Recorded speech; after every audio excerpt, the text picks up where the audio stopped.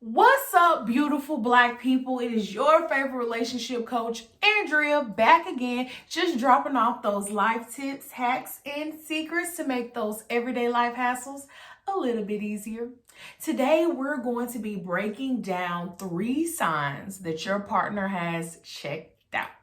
Now, one of the most heartbreaking and shocking things a person can go through is feeling like their rug has been pulled from under them. Like, I didn't even know why this had happened. Like, it had happened, but it happened. And now you have to pick up the pieces and move forward. But before that, your partner gave you signs that they were checking out. So let's dive right in and figure out what you may have missed or didn't miss, just didn't know what it meant. So the first sign that your partner is checked out or checking out or probably about to check out is distance. When you and your partner, in the beginning, you're all in love. It's just a genuine music video. Like everything, sparks flying, rain. It's beautiful. But it goes from that, you being partners in crime, to you guys just feeling like roommates. I mean, we are just dwelling in the same environment. There's no conversation. There's no, the bond isn't deepening. And that's the issue. When that distance comes up, be mindful. When the calling and the texting decreases, you was always on my line. Ring, ring, ring, ring, ring. And that has decreased. I mean, we at least talk maybe twice a day just to check in. Now I see you when I see you. You have to notice those things. Also, arguing. This person will be less likely to argue. I really don't have much to say, or the conversation just feels forced. The conversation normally just flow organically, it just seemed like this person could finish your sentences.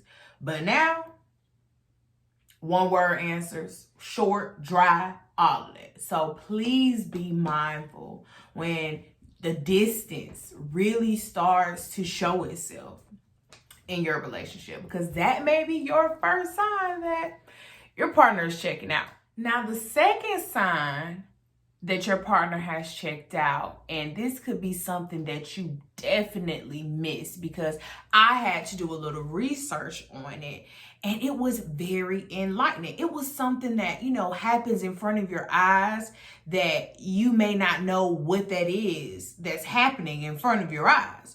So the way they explained it was the partner is going to start detangling the overlapping of your lives.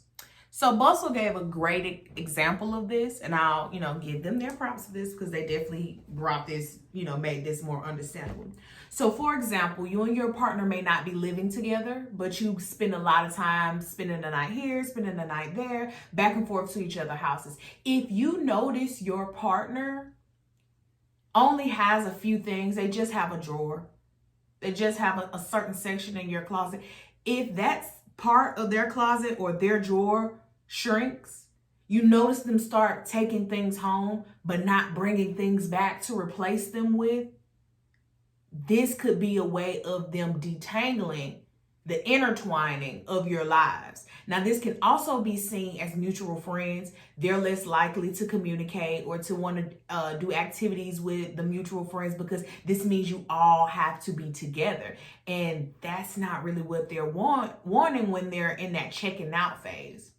This also can be seen as like joint activities, things that you and your partner did faithfully. Like, for example, I know this couple, they go to the gym every day. Sometimes the time fluctuates because of their schedules, but that's something that they do together to close their bond.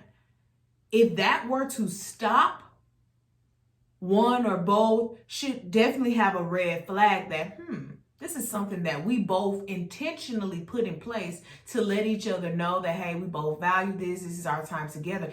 If that person stops that and there's not a line of communication, there may be a change in their feelings. And a conversation definitely needs to be had. So be mindful of the things that connect you because they will continue to connect you throughout your relationship. And if one of the partners jump off that bandwagon, they may no longer want to be a part of that connection. And that's something you should pay attention to.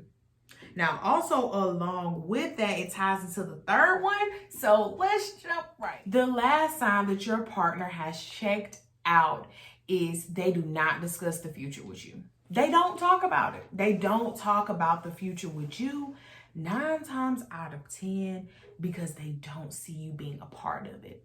They are in a way conflicted, and they don't want to, deal with that confrontation of you saying, hey, I'm not included. Well, what about me?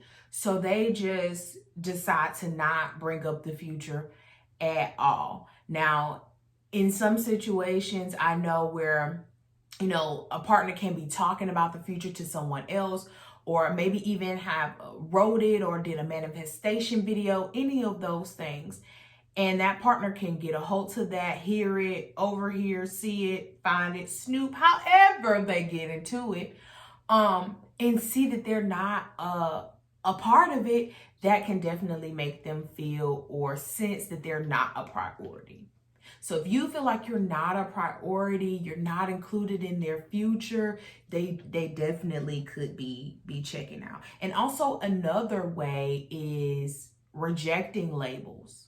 So they don't really want to do the whole label thing. Hey, what's understood doesn't have to be defined. No, that does not work for me. Love language. Words of affirmation.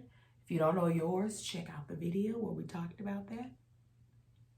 But yes, knowing what your label is or what they see you as can be a identifier in where your relationship is going or what is the current state of it. So if you feel like they don't want to give you a label this much time in, or they have had a label for you and right now they're just not feeling it, that could be a sign that they have checked out. They don't want to plan things for the future. In the next 2 weeks, I have something coming up. Could you go with me? I don't know. I will have to see. They don't even know if they're going to be around for the next 2 weeks. These are red flags. And the third sign with the, future and the absence of you being in their future, this one isn't one that you can really sleep on. It's not really one that can slip by you. These are the ones that normally start those hard conversations that need to be had. Now, what I'm not going to do is come in here and drop all these signs on you and not give you any tips to make them better. Now, I will say step 1 is addressing the issue. So that's having those adult conversation. Hey, let's talk about this, because if you don't, only 2 things can happen. You only have really 2 options. Either one, the relationship pretty much is over. They've checked out. Now you're making that decision to check out by not having the conversation, addressing what you've seen. Or you could just continue to waste your time. Oh, well, I don't really think nothing much about what he's doing there. Or I don't really see nothing bad in her, just having more time to herself. That's perfectly fine. But if you see one or more of these frequently, 9 times out of 10, your partner is about to, or if not, have already checked out. So addressing that is step 1. Step 2 is being open and being positive. Now, I know that it's hard to ask in a situation like this because your partner wasn't technically open when they decided or when they had that first feeling that maybe this isn't something that I want to do anymore. But you have to be the bigger person, not for them, but for yourself in this situation, because you see now they're not really looking for your best interest. So you, as a productive adult, have to be looking out for yourself. And in doing that, addressing the issue, being open and being positive will definitely help you with that. Now, an example for being open and being positive, you address the issue that, hey, I overheard you talking to your homeboy about like this dream vacation that you wanted to go on, but you didn't include me. Like, I was not there. I wasn't a part of it. I don't even know if we were together during the time because so what's that? Now you can get a response that you don't want to hear. Well, I mean, I ain't really think about you in that situation because you always got this going on, you always got that going on, and I'm just really trying to go hang out with the guys. I'm trying to go do this and that and third, with this and third. And you're really taking this as, what? So you just didn't think of me? Be open. Be positive. At least they're sharing. Because a few weeks ago they weren't. Or last week they weren't. This morning, before you started this conversation, they were not telling you anything. So at least they're giving you something to work with. And at the end of the day, step 3, move forward. Move forward with them, without them, whatever that means, moving forward, pushing through that situation, that's what needs to be done. So if you take those 3 steps along with that information that I gave you earlier, I'm pretty sure you'll be able to rock 'em, sock 'em out of this situation. Worst case scenario, the relationship ends, but now you know that you don't have someone in your corner that's not rooting for you. No love lost. You're not wasting my time. We appreciate that. And that's all a part of creating a win-win situation, which is the free webinar, June 30th, that I will be a part of. 3 generations breaking down how to create a win-win situation in your relationship. And who doesn't want that? That's what's going to happen after these 3 signs done been brought up. Once we address this issue and start that conversation, we're going to be using the tips that we're going to be talking about in that webinar to create a win-win. Okay, you're not happy. And now that I've noticed you're not happy, that makes me unhappy.